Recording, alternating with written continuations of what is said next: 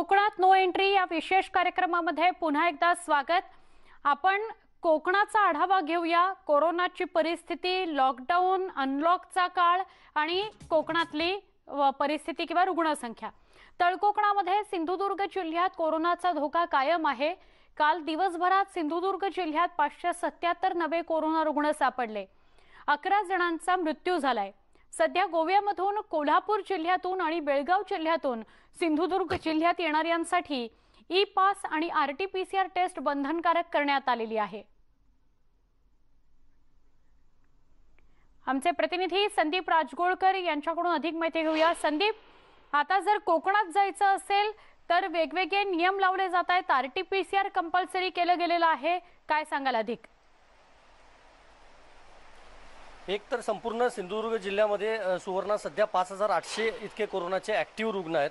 बऱ्यापैकी सिंधुदुर्ग जिल्ह्यानं कंट्रोल केलेलं आहे असं म्हणता येईल। पण आत्ताचे दिवस महत्त्वाचे असणार आहे। एक तर मान्सून तळ कोकणात काही दिवसात आता दाखल होणार आहे।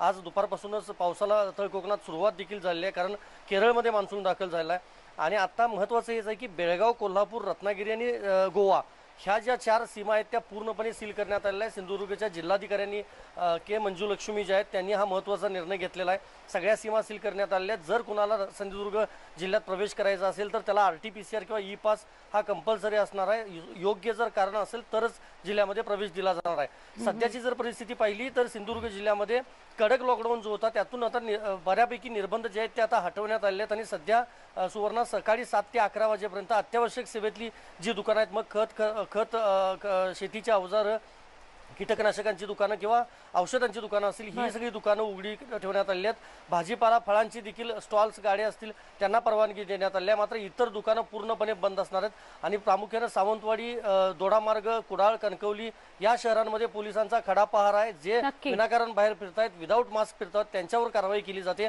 आणि गेल्या 1.5 महिन्यापासून संपूर्ण जिल्ह्यातली एसटी सेवा सुवर्णा पूर्णपणे ठप्प होती।